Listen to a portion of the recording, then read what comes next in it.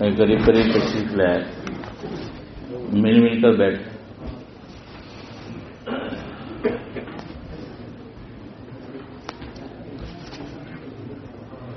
الحمد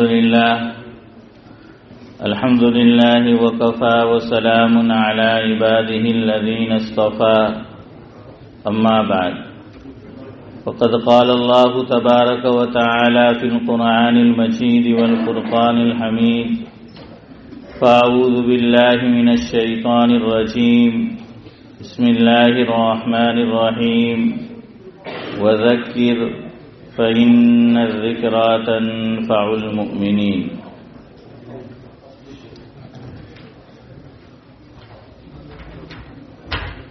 کچھ دیر بعد جمعہ کی شب شروع ہوگی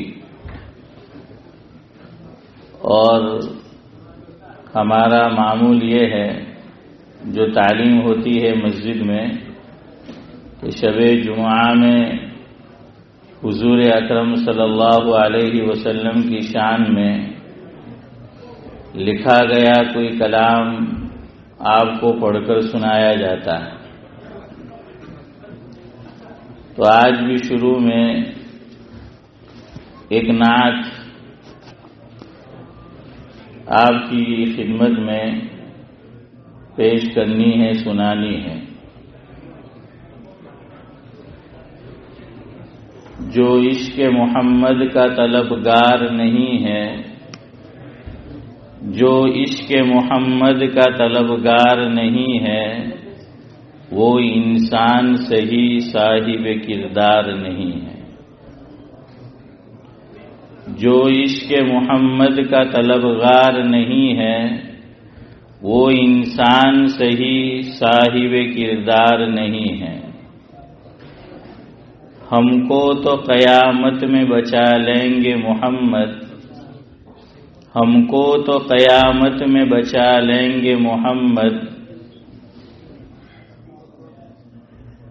وہ فکر کرے جن کا کوئی مددگار نہیں ہے۔ وہ لوگ ڈریں جن کا مددگار نہیں ہے۔ ہرگز نہ سمجھ پائے گا آزادی کا مطلب، ہرگز نہ سمجھ پائے گا آزادی کا مطلب، جو شخص غلام شہ ابرار نہیں ہے۔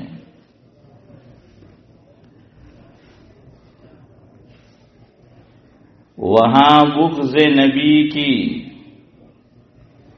سزا روز ہوگی، وہاں بغض نبی کی سزا روز ہوگی، وہ ملک عدم ہے وہاں اتوار نہیں ہے۔ یعنی کہنے کا مطلب یہ ہے کہ بھئی عام طور پر چھٹی کون سے دن ہوتی ہے؟ دنیا میں اتوار کے دن چھٹی ہوتی ہے، چھٹی کا دن ہوتا ہے۔ ہمارے حضرت مولانا ابرار احمد صاحب دلیری رحمۃ اللہ علیہ فرماتے تھے، سنڈے یعنی سب کام ٹھنڈے۔ تو وہ کہتے ہیں کہ وہ ملک عدم ہے وہاں اتوار نہیں ہے، روزانہ سزا ملے گی۔ اور آخری مصرع ہے، جو شخص آل محمد سے محبت نہیں رکھتا، جو شخص آل محمد سے محبت نہیں رکھتا، وہ شخص محمد کا وفادار نہیں ہے۔ بہرحال میں 2 دن پیچھے آپ کو لے چلتا ہوں۔ 2 دن سے جو مضمون آپ کی خدمت میں رکھا جا رہا ہے، اسی کے تعلق سے، لیکن مضمون ذرا ہٹ کر ہوگا، لیکن اس سے ایک درجے میں مناسبت بھی ہے، تاکہ میری کل کی گفتگو سے، جو میں نے کل اخیر میں حضرت مولانا قاضی مجاہد الاسلام قاسمی رحمۃ اللہ علیہ کا جو ملفوظ آپ کو سنایا تھا اس سے آپ دھوکہ نہ کھائے. اس لیے آج کی اگلی بات آپ کو سنانی ہے جو بڑی اہم ہے، اور خاص طور سے آج کا جو دور چل رہا ہے تو اس حساب سے ہمیں اسے بہت یاد رکھنے کی ضرورت ہے، ذہن نشین کرنے کی ضرورت ہے. ذرا پیچھے چلے. 2 دن پہلے میں نے آپ کو بتایا تھا کہ ایک ہی مسلک کے علماء ایک مسئلے میں اختلاف رائے ہو جائے، یعنی ہمارے ہی اکابر ہے، ہمارے ہی علماء ہے، ایک ہی مسئلہ ہے لیکن رائے کتنی ہے؟ 2 ہے، کہ اختلاف رائے ہے. تو میں نے آپ کو بتایا کہ اب ہم کس پر عمل کریں گے. تو 4 آپشن ہیں ہمارے سامنے، یاد ہو تو جلدی جلدی بولے. نمبر 1 ہے، یہ کہہ رہے کہ کچھ بھی یاد نہیں ہے. ویسے آپ کی جو عمر ہے تو اس حساب سے جواب صحیح ہے. نہیں کوئی بات نہیں. એમ તો અમે તો ડોહા લોકો કે હાંઠી બુદ્ધિ નાઠી. હા અમે ગામણી હોય એટલે અમે સ ને હ કરે ને શુદ્ધ ગુજરાતી હોય કોઈ સાંઠી બુદ્ધિ નાઠી. બહરહાલ नहीं अच्छी बात कि जो हो सही सही बोल देने का. जैसे हमारे हजरत सुनाते थे कि एक खास बिरादरी है, मैं नाम नहीं लेता ताकि किसी को बुरा न लगे, तो वो बहरहाल मशहूर है ऐसी चीजों में. तो उनकी मुलाकात हुई एक साहिब से, पूछा कि आपकी उम्र कितनी है? तो कहने लगे 40 साल. 10 साल बाद फिर मुलाकात हुई उन्हीं की आपस में, पूछा कि आपकी उम्र कितनी है? तो कहने लगे 40 साल. तो आदमी कह रहा है यार 10 साल पहले भी 40, 10 साल बाद भी 40, ये क्या बात हुई? तो कहने लगा मोमिन का जुबान एक होता है. तो है मोमिन का जुबान एक होता है.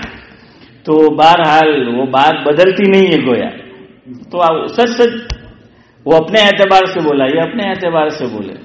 खैर मेरी आदत है जरा कुछ लतीफे भी आपको सुनाता हूँ, कुछ हंसी मजाक की बात भी, ताकि जरा बोरियत महसूस न हो. वैसे भी रोजा भी है, और दिन की बात समझने में भी जरा आसानी. और ये भी याद रखिए हुजूर अकरम सल्लल्लाहु अलैहि वसल्लम की सीरत मुबारका में ये बात मिलती है. आपको मैं बड़ी जिम्मेदारी से ये बात बोल रहा हूँ, और जिस किताब से बोल रहा हूं वो किताब भी अल्हम्दुलिल्लाह मेरे पास है, यानी सुनी सुनाई नहीं. आप सल्लल्लाहु अलैहि वसल्लम मुख्तलिफ कामों के लिए मुख्तलिफ सहाबाए किराम ने अपने को वक्फ कर रखा था. जूते उठाने वाले कोई और होते थे, घर के कामकाज करने वाले कोई और होते थे. इस तरह की मुख्तलिफ खिदमात अपने तौर से सहाबाए किराम ने अपने ऊपर मुकर्रर कर ली थी, या बाज को हुजूर ने मुंतखब किया था, उनका इंतखाब किया था. तो सीरत तय्यबा में ये बात मिलती है कि ऐसे सहाबी भी थे कि जो हुजूर अकरम सल्लल्लाहु अलैहि वसल्लम को हंसाया करते थे. उनका काम होता था हुजूर अकरम सल्लल्लाहु अलैहि वसल्लम के लबों पर मुस्कुराहट लाना, हुजूर अकरम सल्लल्लाहु अलैहि वसल्लम को हंसाना, आपके दिल को खुश करना. और यहां रुककर एक बात समझे, किसी मुसलमान के दिल को खुश करना न सिर्फ ये कि नेकी है, बल्कि बहुत बड़ी नेकी है कि मेरे और आपकी वजह से किसी मुसलमान का दिल खुश हो जाए तो ये बहुत बड़ी नेकी है.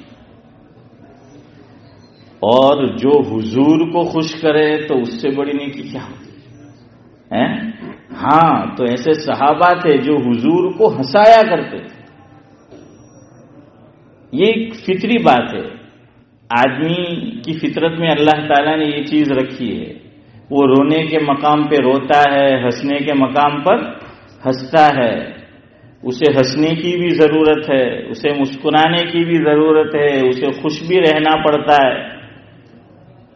تو شریعت جو ہے ہماری یہ عین فطرت کے مطابق ہے۔ شریعت کا کوئی قانون، کوئی حکم، کوئی مسئلہ، کوئی بات فطرت کے خلاف نہیں، یاد رکھیے۔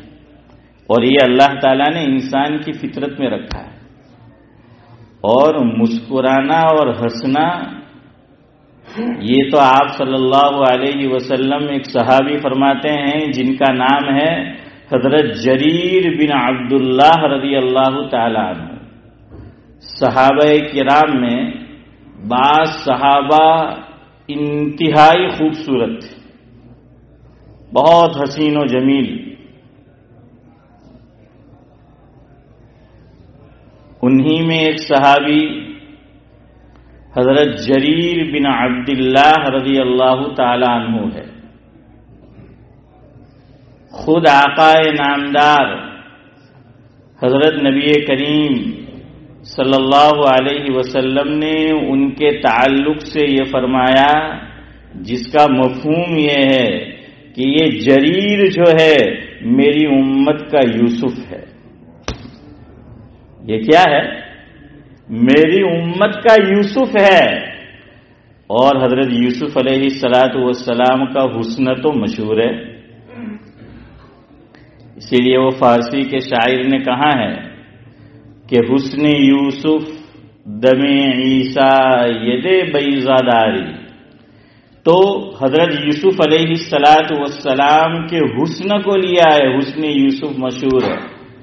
اور مفسرین نے لکھا ہے جس کا مفہوم یہ ہے کہ اللہ تبارک و تعالی نے حضرت آدم علیہ السلام سے لے کر جو آخری شخص اس دنیا میں پیدا ہوگا تمام کو جو حسن دیا گیا وہ سب میں بانٹا گیا ہے، تھوڑا تھوڑا تھوڑا تھوڑا سب کو حسن بانٹا گیا ہے۔ تو پوری دنیا کو آدھا حسن یہ تقسیم کیا گیا اور اکیلا آدھا حسن حضرت یوسف علیہ السلام کو دیا گیا ہے۔ مفسر قرآن علامہ ادریس کاندھلوی نور اللہ مرقدہ، جو بعد میں ہجرت کر کے پاکستان تشریف لے گئے تھے، لاہور جامعہ اشرفیہ میں شیخ الحدیث تھے، انہوں نے اپنی تفسیر معارف میں لکھا ہے جس کا مفہوم یہ ہے کہ حضرت یوسف علیہ السلام کا حسن ایسا تھا جیسا جنت میں حور و غلمان کا حسن ہے۔ اور کیسا حسن حور کے تعلق سے کتابوں میں آیا کہ جب وہ پانی پیے گی تو اس کے حلق سے پانی جیسی سیال اور باریک چیز حلق سے اتر کر پیٹ میں جائے گی، وہ بھی دیکھنے والے کو نظر آئے گی۔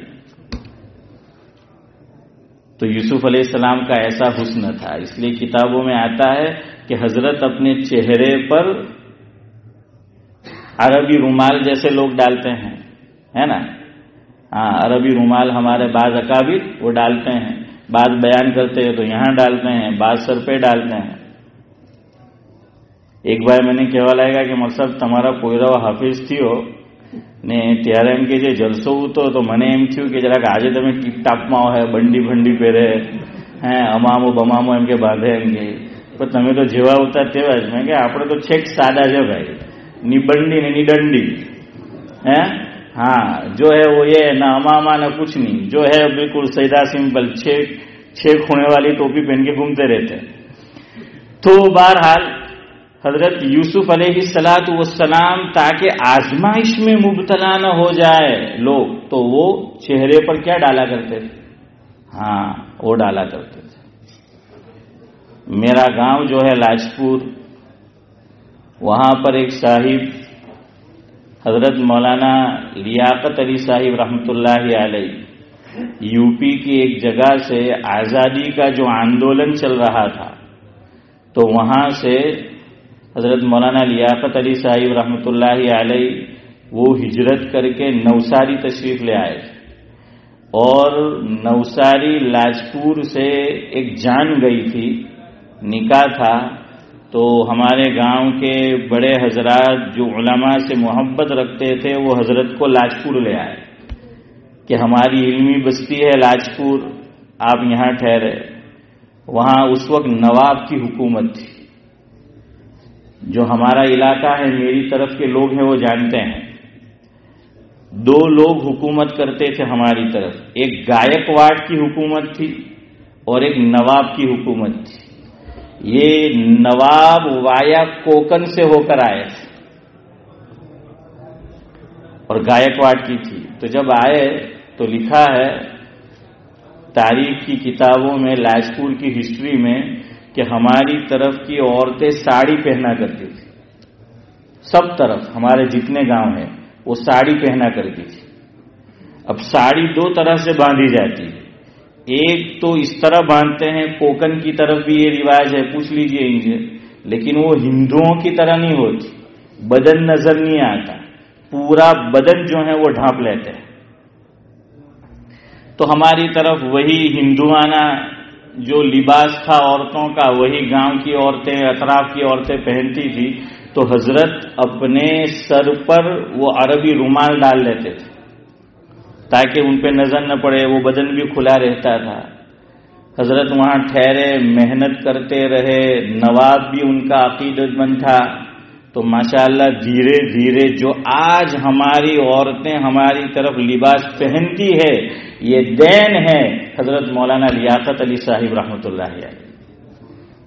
دھیرے دھیرے ہمارے اطراف میں پھر وہ یہی لباس شروع ہوا، ورنہ ہماری طرف بھی وہی ہندوانہ لباس عورتیں پہنتی تھی۔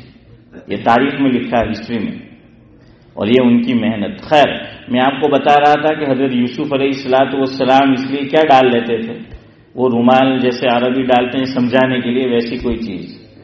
اور رات کی تاریکی میں، اندھیرے میں جب نکلتے تھے اور تنگ گلی میں سے حضرت یوسف علیہ السلام کا گزر ہوتا تو مفسرین لکھتے ہیں کہ ان کے چہرے کی روشنی سے تنگ گلی روشن ہو جاتی تھی، ایسا حسن کہ لائٹ کی ضرورت نہیں، بجلی کی ضرورت نہیں، چراغ کی ضرورت نہیں، لالٹین کی ضرورت نہیں، موم بتی کی ضرورت نہیں، جنریٹر کی ضرورت نہیں، بجلی جلانے کچھ نہیں، چہرہ اتنا جو ہے روشن تھا، حسن جو ہے وہ ایسا تھا۔ اب آپ کہیں گے کہ پھر آپ صلی اللہ علیہ وسلم کہاں گئے؟ آدھا حسن پوری انسانیت میں تقسیم، آدھا حسن حضرت یوسف علیہ السلام کو دے دیا گیا، تو حضور کا حسن کہاں گیا؟ تو شاہ ولی اللہ محدث دہلوی علیہ الرحمہ نے جو مثال دی، میں اپنے پیرائے میں انداز میں آپ کو سمجھانے کے لیے، یہاں کے بچے فٹ بال کے عاشق ہی نہیں، دیوانے ہیں، ہے نا؟ تو فٹ بال، اس کے اندر پوری میچ کو جو چلاتا ہے وہ کون ہوتا ہے؟ ریفری، ہے نا؟ اس کو ریفری بولتے ہیں۔ اور کرکٹ میں امپائر ہوتا ہے، وہ کسی ٹیم کا حصہ ہوتا ہے؟ نہیں ہوتا، وہ نیوٹرل ہوتا ہے، وہ خالی ججمنٹ دے گا کہ زکریا بودھی LBW آؤٹ ہے کہ نہیں، تو وہ خالی جو ہے وہ ججمنٹ دیتا ہے اپنا۔ تو اسی طرح یہاں پر فرمایا کہ حضور اکرم صلی اللہ علیہ وسلم کا حسن یقیناً حضرت یوسف علیہ السلام سے بڑھ کر، لیکن یہاں حضور ججمنٹ سنا رہے ہیں اور اپنے آپ کو کیا رکھا؟ الگ رکھا، باقات رکھا، اپنے آپ کا استثناء کیا۔ تو حضور اکرم صلی اللہ علیہ وسلم کا تو حسن کیا ہے؟ وہ تو ہر ایک میں ممتاز تھے۔ اسی لیے شاعر نے کہا، حسن یوسف دمی عیسیٰ ید بیضا داری، آنچ خوباں ہما دارن تو تنہا داری۔ اور حضرت عائشہ رضی اللہ تعالی عنہا نے فرمایا تھا، جس کا مفہوم ہے کہ یوسف علیہ الصلاۃ والسلام کے حسن کو جب زلیخا نے دیکھا اور وہ عاشق ہو گئی تو وہاں کی عورتوں نے، قرآن بھی اشارہ کرتا ہے، سہیلیوں نے طعن و تشنیع کی کہ ایک غلام پر عاشق ہو گئی شہزادی ہو کر، تو اس نے جواب نہیں دیا، عملی جواب دینا چاہا۔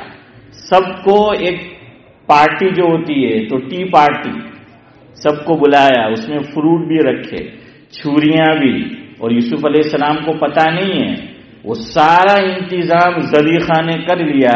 یوسف علیہ السلام سے فرمایا کہ نکلو، اور جب وہ نکلے ہیں تو عورتوں کی نظر جب پڑی ہے یوسف علیہ الصلاۃ والسلام پر، بجائے فروٹ کاٹنے کے انہوں نے اپنی انگلیاں کاٹ ڈالی، ہے نا، یہ قرآن نے کہا۔ تو حضرت عائشہ فرماتی ہے میرے محبوب کے حسن کو اگر دیکھتی تو انگلیاں نہیں کاٹتی، اپنی جان دے دیتی،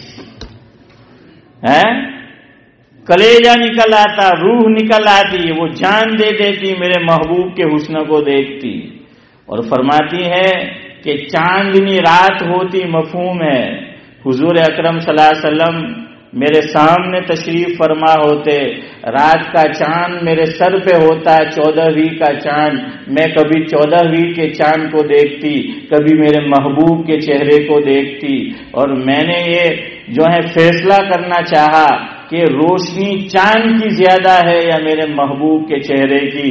فرمایا کہ میں اس نتیجے پر پہنچی کہ میرے نبی کے حسن کے سامنے چاند کے حسن کی کیا حیثیت ہے۔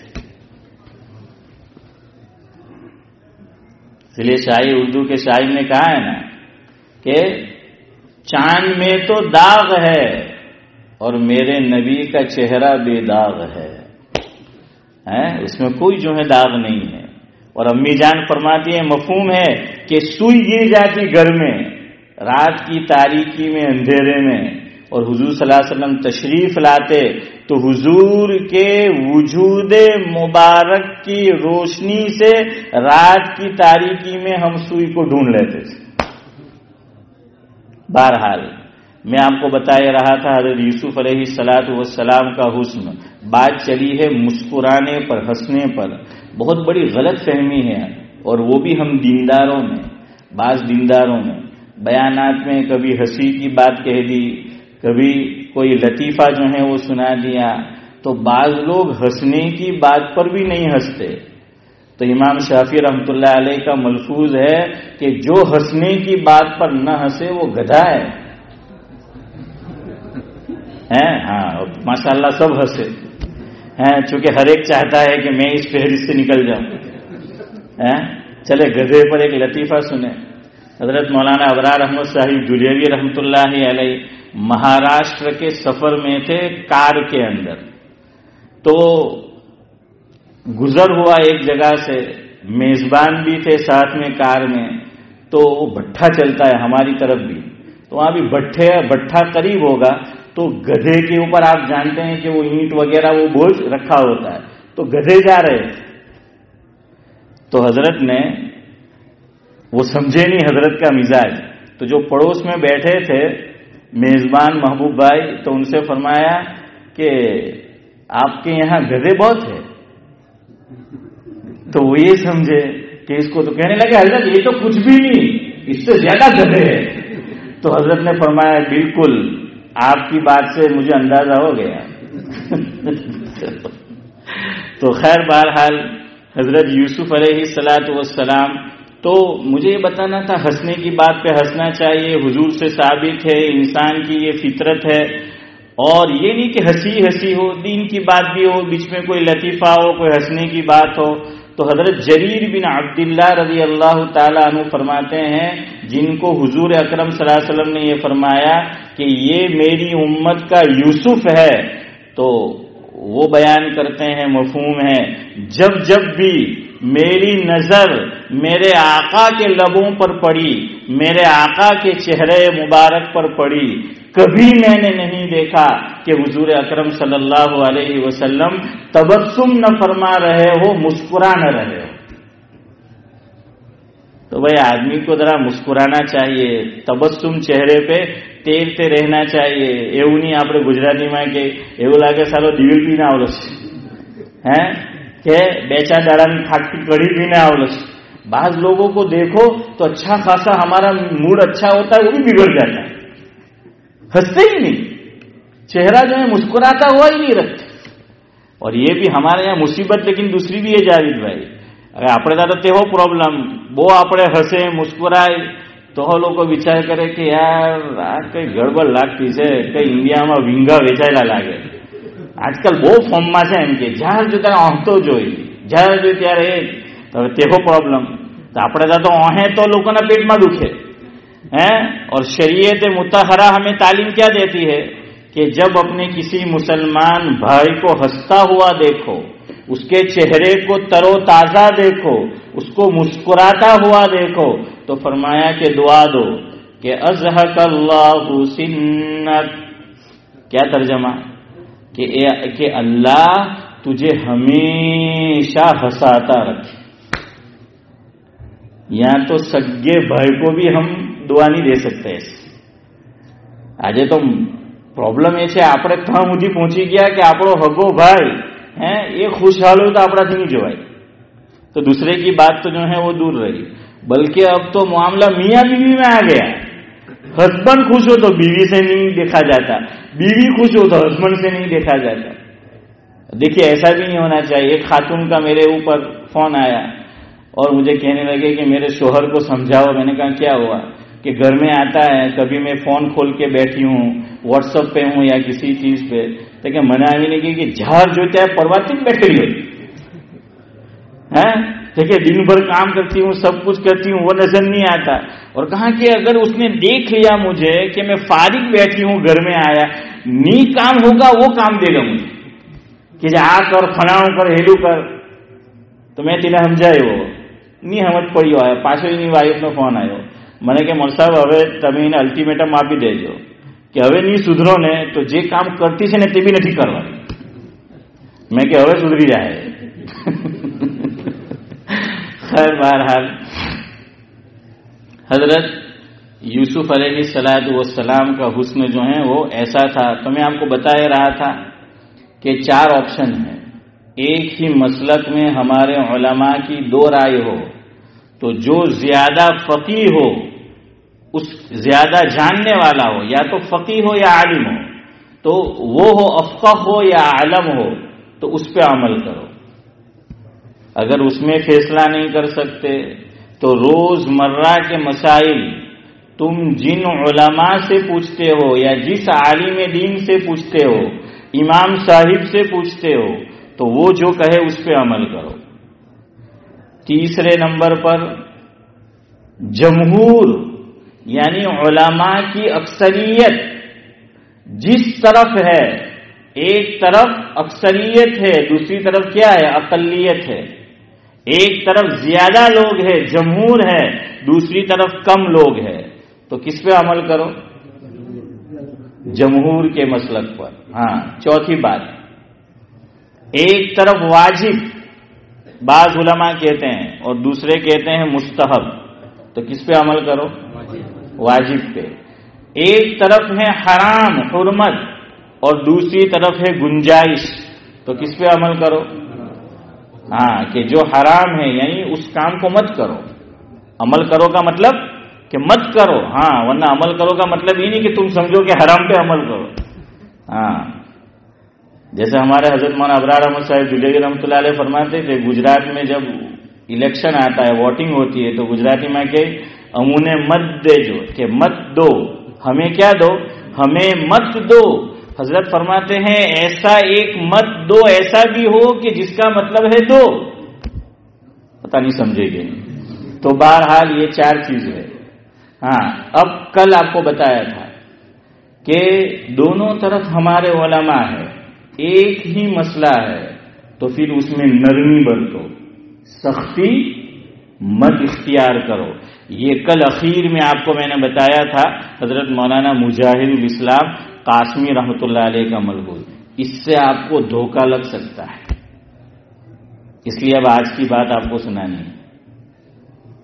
اب اس سے دھوکہ مت کھائیے کہ ایک مسئلہ ہے، ایک طرف سارے علماء ہیں اور ایک طرف ایک صاحب ہے، اکا دکا آدمی، اور آپ میری بات کو نورانی بھائی ذہن میں لائے کہ ہاں مول صاحبે કહેલું આપણા જ ઉલામામાં બે રાય થઈ જાય એક મસલામાં તો આપણે નરમી વર્તવાનું, આના પર भी करो अमल કે આના पर भी करो, नहीं। आज की बात कुछ और है, आज का मसला कुछ और है। कल जो मैंने आपको बताया था कि चाहे ये अमल करो, जैसे अजान में खींचो तो भी सही, न खींचो तो भी सही, तो वहां इख्तिलाफ जो हुआ है राय का, तो उसके पीछे कोई वजह है, रीजन है माकूल। वो इंशाल्लाह वक्त रहा इसी मौजू को मुझे जब जब रमजान में अभी मौका मिला आपको समझाना है इंशाल्लाह कि वहां दो राय क्यों हो गई, उसके पीछे कोई रीजन है, वजह है, कारण है। लेकिन ये जो दूसरी बात समझानी है उस पर अमल नहीं करना है। इसके अंदर वो उसकी एक आदमी की अपनी राय है या इक्का दुक्का आदमी है, तो हमारे इमाम साहिब का जो मसलक है, इमाम अबू हनीफा अलैहि रहमा का, या आप कह लीजिए कि अहनाफ का जो मसलक है, ये खुद को हनफी कहता है, लेकिन उसकी राय अपने इमाम की राय से हटकर है। वो इमाम अबू यूसुफ, इमाम मोहम्मद ने इमाम अबू हनीफा से इख्तिलाफ किया, वो और वजह है, वो भी आपको बताऊंगा। अब पहले इसका नाम सुनो, इसको क्या कहा जाता है। और इस मुल्क में जो ज्यादा इख्तिलाफ बाज मसाइल में हो रहा है उसकी वजह यही है,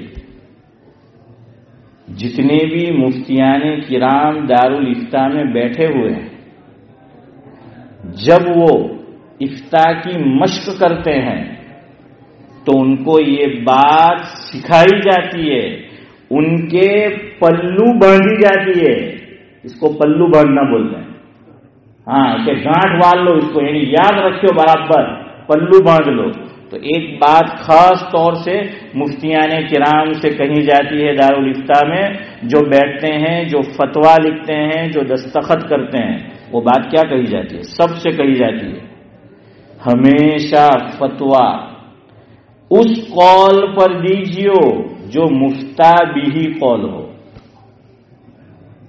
मैं फिर से बोलूं कि हमेशा फतवा उस कौल पर दीजियो जो मुफ्ता बिही हो। मुफ्ता बिही आसान अल्फाज में मैं तर्जमा कर दूं इसका, जिस कौल पर फतवा दिया गया हो। ये जो किताबें लिखी हुई है ना, जैसे शामी है और भी जितनी है, उसमें आपको, और या जो किताब पढ़ाई जाती है मदारिस दीनिया में, जैसे कुदूरी है, नूरुल अनवार है, हिदाया है, कंजुद दकाइक है, ये जो किताब हैं उसमें दो तरह के कौल मिलते हैं। एक कौल का नाम है कौले शाज़। क्या नाम है? कौले शाज़, यानी बस एक राय है। जैसे आपको इमाम जुफर अलैहि रहमा हनाफ में से हैं, तो कई मसाइल में उनकी एक अलग राय मिलेगी, लेकिन उनके कौल पे फतवा नहीं होता, तो उसको शाज़ कौल कहा जाता है। तो वो किताब में लिखी हुई है, वो बात है, लेकिन उस पर फतवा नहीं दिया जाएगा। मैं और आप मुफ्ती साहिब से पूछेंगे तो उनके असातिज़ा ने उनको ये बात बताई है, हमेशा फतवा मुफ्ता बिही कौल पे दीजिए। मुफ्ता बिही यानी जिस पे फतवा दिया गया हो, जिसका चलन हो मार्केट में, हमारे मुआशरे में, हमारे समाज में, हमारी सोसाइटी में, हमारे मुआशरे के अंदर, तो उस पे फतवा दीजिए। और आपको शायद ताज्जुब और हैरानी हो, इमाम अबू हनीफा अलैहि रहमा उस्ताद है और उनके बहुत से शागिर्द हैं। उनमें दो शागिर्द बड़े मशहूर हैं जिनको साहिबैन कहा जाता है, यानी हजरत इमाम अबू यूसुफ अलैहि रहमा और हजरत इमाम मोहम्मद अलैहि रहमा। उलमा आप फतवा पूछे मुफ्ती साहिब से, इमाम अबू हनीफा के कौल पर बाज मर्तबा वो फतवा नहीं देंगे। उनके जो शागिर्दान हैं इमाम अबू यूसुफ अलैहि रहमा और इमाम मोहम्मद अलैहि रहमा, ان کے قول پر وہ فتویٰ دیں گے. کیوں؟ کہ ان کا قول مفتابی ہی قول ہے. سمجھ آیا؟ حالانکہ احناف میں سب سے بڑے کون ہیں؟ ارے بولو، امام ابو حنیفہ علیہ الرحمہ. اور یہ بھی دیکھیے ان کی امانت داری دیکھیے کہ استاد ہو کر جب ان پہ یہ راز کھلا کہ میرے جو شاگرد ہے یہ دونوں صاحبین اور ان کی رائے فلاں مسئلے میں یہ ہے اور ان کی سمجھ میں آ گئی، تو اس سے رجوع کر لیا کہ اب میں اپنی بات سے رجوع کرتا ہوں. اس میں ایک مسئلہ، یہ جو میں نے ساکس پہن رکھا ہے یہ سادہ ساکس ہے، اس کے اوپر مسا نہیں ہو سکتا. چمڑے کے اس پہ ہو سکتا ہے. ایک موزہ ہوتا ہے ایسا کہ چمڑے کا نہیں ہے لیکن موٹا ہے، کافی موٹا، اور اس میں وہ ساری شرائط پائی جاتی ہیں کہ جو خفین میں پائی جاتی ہے، تو پھر اس کے اوپر مسا کرنا کیا ہے؟ جائز ہے. حضرت امام ابو حنیفہ علیہ الرحمہ پہلے اس کے قائل نہیں تھے. حضرت منع کرتے تھے کہ نہیں، ایسے موزے پہ کہ جو میں نے بتایا اس پہ مسا نہیں ہو سکتا. لیکن علماء نے لکھا ہے کہ ان کی زندگی کا آخری وقت ہے اور اس میں حضرت امام ابو حنیفہ علیہ الرحمہ نے اپنے مسئلے سے، اپنی بات سے رجوع کیا، اور صاحبین کا جو مسلک ہے، جو رائے ہے کہ جو موزہ میں نے بتایا کہ اس پر مسا جائز ہے، فرمایا کہ میں اس سے رجوع کرتا ہوں اور میں بھی کہتا ہوں کہ ان کی بات پہ عمل کرو. تو اس لیے اس صاحبین کے قول پر بھی جو ہے فتویٰ دیا جاتا ہے.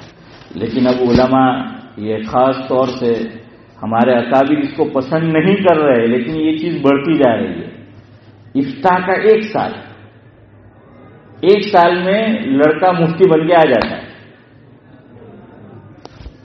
اب ایک سال میں بنا ہے تو پھر نہ ہونے کی چیز ہوتی ہے. حضرت امام مالک علیہ الرحمہ کا ملفوظ ہے جس کو فارسی زبان میں نقل کرنے والوں نے نقل کیا ہے، یک من علم را 10 من عقل باید. فرمایا ایک من علم کو ہضم کرنے کے لیے 10 من عقل چاہیے. کتنی چاہیے؟ ہاں، یہ علم بھی ہضم نہیں ہوتا، طے کرتے ہیں لوگ کرنے والے، اس کو بھی ہضم کرنا پڑتا ہے. ہمارے اکابر اسلاف نے زندگی گزار دی، وہ دارالافتاء میں بیٹھے تھے، بڑے مفتی تھے، وہ بات نہیں کرتے تھے جو آج کے بات کرتے ہیں. کیا ان کو اس کا علم نہیں تھا؟ تو نے جس کتاب میں پڑھا انہوں نے نہیں پڑھا تھا، لیکن وہ جانتے تھے. مفتی کو بھی یہ سوچنا چاہیے کہاں کیا بات کہی جائے. یہ بھی سکھایا جاتا ہے کہ مجھ سے پوچھا جائے میں الگ تک جواب نہ دے دوں، میں دیکھوں کہ یہ موقع اور محل اس جواب کا ہے بھی یا نہیں. اس اعتبار سے جو ہے وہ فیصلہ کرنا ہے. میں آپ کو مثال دوں، آپ کو تعجب یقیناً ہوگا. حضرت تھانوی رحمۃ اللہ علیہ سے مسئلہ پوچھا گیا کہ فلاں فلاں جگہ لوگ تعزیہ نکالتے ہیں، تعزیہ نکالنا جائز ہے؟ تو حضرت نے فرمایا کہ ہاں ان کے لیے جائز ہے. کیوں؟ کہا کہ وہاں مسلمانیت اسی کو سمجھا جاتا ہے اور علم تھا نہیں، اور ایک خاص واقعہ ہوا تھا جس کی ابھی تفصیل کا موقع نہیں ہے. تو وہ دیکھ کر حضرت نے یہ بات کہی. ایک ملک ہے، وہاں پر ایک مفتی صاحب کو جو دوسرے مسلک کے تھے جیل میں ڈال دیا حکومت نے. صاحب معارف القرآن، سابق مفتی اعظم پاکستان حضرت مولانا مفتی محمد شفیع صاحب نور اللہ مرقدہ تک یہ بات پہنچی. حضرت سے پوچھا گیا مسئلہ، حضرت نے وہ دوسرے مسلک کے جو عالم تھے ان کے فیور میں فتویٰ جو ہے دیا. تو ان کو تعجب ہوا کہ وہ تو دوسرے مسلک کے تھے. تو حضرت نے فرمایا حکومت نے مسلک دیکھ کے نہیں ڈالا ہے، مولوی دیکھ کے ڈالا ہے. آج ان کی باری ہے، خاموش رہے، آواز نہیں اٹھائی، حق میں بات نہیں کہی، کل ہماری باری آ سکتی ہے. کہنے کا مطلب یہ موقع محل بھی دیکھنا پڑتا ہے. سمجھ آیا؟ ہاں، اس کے مطابق. اب دوسری بات، سب مفتیان کرام ہمارے پرانے بتاتے کہ مفتی بننے کے بعد فوراً فتویٰ مت دینا شروع کر دو. فرمایا کسی ماہر مفتی کی صحبت میں کم از کم 15 سال رہو. کتنے؟ 15 سال. ڈاکٹر آدمی بن جاتا ہے تو پہلے فوراً پریکٹس کرتا ہے یا پھر وہ پریکٹس کرتا ہے کسی کے ہرنی کے؟ تو بالکل ویسی ہی جو ہے وہ بات ہے. اب لوگ شاذ قول کو اٹھاتے ہیں. آج کا دور یہ ہے، ہر آدمی چاہتا ہے میں مشہور ہو جاؤں. شہرت کا دور ہے، اور شہرت بھی اسے دن میں چاہیے، رات میں چاہیے کہ بس فوراً میں جو ہے شہرت کے مقام پہ پہنچ جاؤں. اور عربی زبان کے اندر ایک محاورہ ہے کہ کلو جدید لذیذ، ہر نئی چیز میں کیا ہوتی ہے؟ لذت ہوتی ہے. اور اب میں یہی پرانی باتیں آپ کو بتاتا رہوں، یہ آپ کو لذت نہیں آئے گی. یہاں بیٹھ کر کوئی آ جائے اور آپ کو وہ شارٹ کال سنائے ہیں، ویسی بات جو نہیں بتانی چاہیے وہ بتائے، تو آپ کہیں گے کہ ہاں یار کئی لائے بات ہیں. سمجھ آیا؟ ان سے سیکھو جن کے درمیان ہم رہ رہے. اولڈ از گولڈ کی بات تو فوراً منہ سے نکلتی ہے، تب یہ نہیں بھولتے. 80 سالہ خسر ہو کے بھی نہیں بھولتا ہے کہ جو ہے وہ گولڈ. بہرحال تو میں یہ بتا رہا تھا آپ کو کہ یہ بھی چیز سمجھنے کی ضرورت ہے. مفتا بھی قول پہ، میں 7 بجے انشاءاللہ بات ختم کرتا ہوں. مفتا بھی قول پہ عمل کرنا ہے. اب جو بات بتانے لگا ہوں اس کا نام ہے تفرد. کیا نام ہے؟ تفرد. تا، فا، را، تشدید پیش اور دال. اور ایک سے زائد ہو تو تفردات. تفرد کس کو کہتے ہیں آسان زبان میں؟ سارے علماء ایک طرف ہے، احناف کا مسئلہ مفتا بھی قول ایک طرف ہے، اور ایک عالم، چاہے وہ عالم ہے یا مفتی ہے، ہمارے ہی مسلک کا، ہمارے ہی درمیان سے وہ اٹھتا ہے اور اپنی ایک الگ رائے قائم کرتا ہے کہ ویسی رائے کسی کی نہیں، ویسی رائے کسی کی نہیں، سب سے ہٹ کر اپنی ایک الگ رائے. حضرت مولانا ابرار احمد صاحب دھلیوی رحمۃ اللہ علیہ برطانیہ بارہا تشریف لائے. فرمایا کرتے تھے کہ برطانیہ میں تو حضرت عمر کی ضرورت ہے. لوگوں نے پوچھا کیوں؟ کہ جہاں جہاں تھا بڑا احمد کے مول صاحب مارا مانوا مجھے આ મસલામાં આવું છે، આ મસલામાં મારું દિલ એમ કે મારા માઇન્ડમાં આવું આવતું છે. حضرت نے فرمایا کم وقت حضرت عمر ہوتا تو سیدھے کر دیتا تجھے ہیں کہ فرمایا کہ برطانیہ میں حضرت عمر کی ضرورت ہے. اور اگلی بات سنو، فرمایا مفہوم ہے ابن بطوطہ ایک سیاح گزرا ہے کہ جو لوگ گھومتے رہتے ہیں ملک در ملک، کیا کہتے ہیں انگلش میں؟ ٹریولرز. ہاں، تو حضرت نے فرمایا ابن بطوطہ سے کم دنیا میں نے نہیں دیکھی ہے. دنیا کے جتنے کھنڈ ہے سب کھنڈ میں گھوم چکا ہوں اور وہاں کا باسی ہوں جو اکھنڈ ہے. چلو سمجھو نہ سمجھو آپ کی بات ہے. فرمایا جتنا علمی اختلاف، جتنا دینی اختلاف میں نے سرزمین برطانیہ میں دیکھا، اتنا اختلاف میں نے پورے ورلڈ میں نہیں دیکھا. یہ ایک آدمی دنیا گھوم پھر کر جہان دیدہ اپنا اسٹیٹمنٹ دے رہا ہے. اور آج بھی ایسا ہی ہے. اب تو جماعتیں اور بڑھتی جا رہی ہے. આપણે એમ કે ચાંદના મસલા પર આપણે એક થઈ જાય, અરે 2, 2 ના 3, 3 ના 4 ફેમિલી વધતી જ ચાલી. એટલે જ આ લોકોએ 2 પછી હવે ટેક્સ કહે હું કે બંધ કરી દીધું છે. હવે તમે હો મસલા બંધ કરો, બધા 3 થી 4, 5 ગ્રુપ બનાવવાના. બહરહાલ तो ये तफर्रुदात एक अलग राय. मैं आपको मिसाल दूं, बहुत इंटरनेट पे ये बात घूमती रही, व्हाट्सएप पे, सोशल मीडिया पे. میں نام لے کے ہی آپ کو بتاتا ہوں، مرحوم ہو گئے، اللہ تعالیٰ مرحوم کو غریق رحمت کرے۔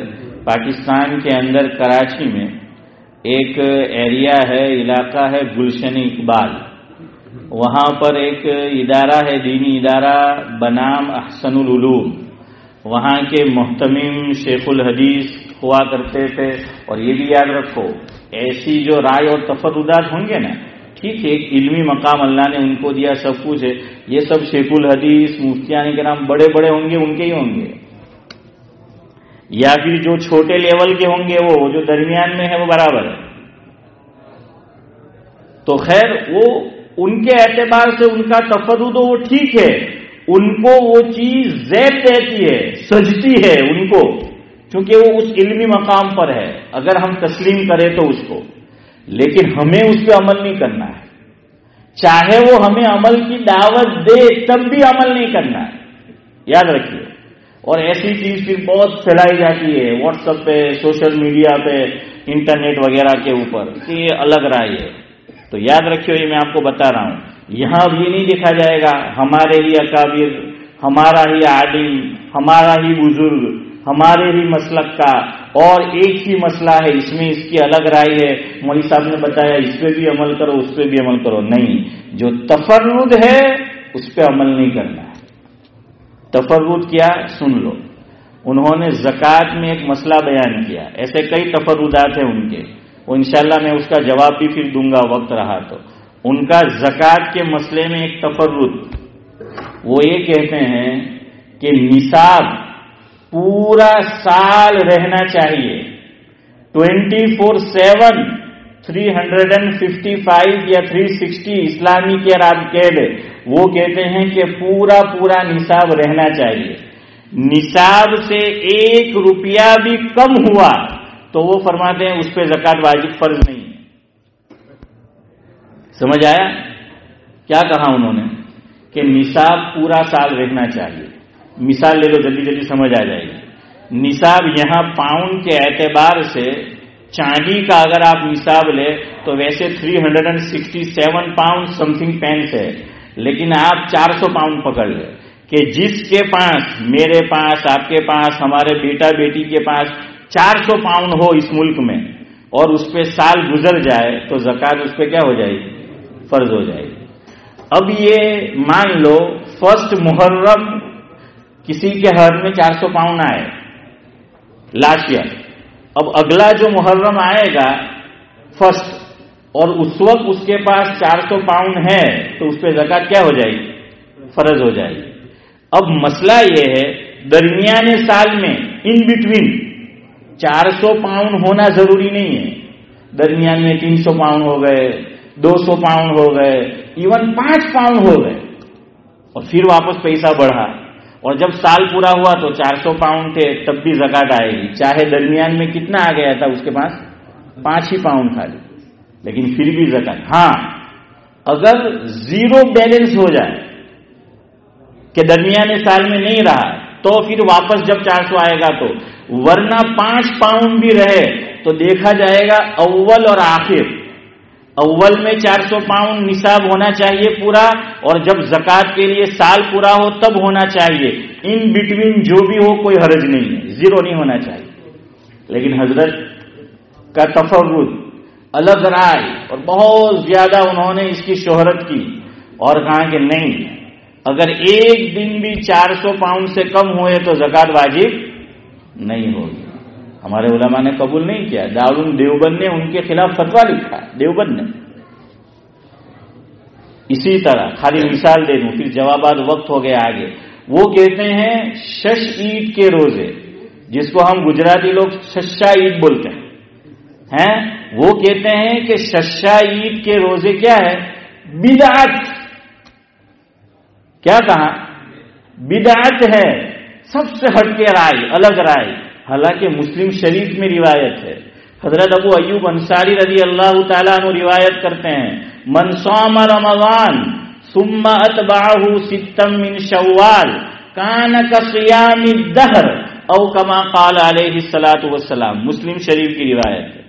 لیکن حضرت کہتے ہیں یہ، اس لیے یاد رکھیو، ایسی نئی بات سنو، نیا تفرد سنو، عمل شروع نہ کر دو. جس سے آپ کو عقیدت ہے اس سے کیا کر لو، پوچھ لو. جو کچھ کہا سنا گیا، اللہ تعالیٰ قابل عمل باتوں پر ہمیں عمل کی توفیق نصیب فرمائے. آخری نصیحت، بیلنس کیجیے. 3 دن کی بات میں بیلنس کیجیے. جہاں یہ بھی صحیح وہ بھی صحیح، وہ الگ ہے، اور تفرد ہے وہ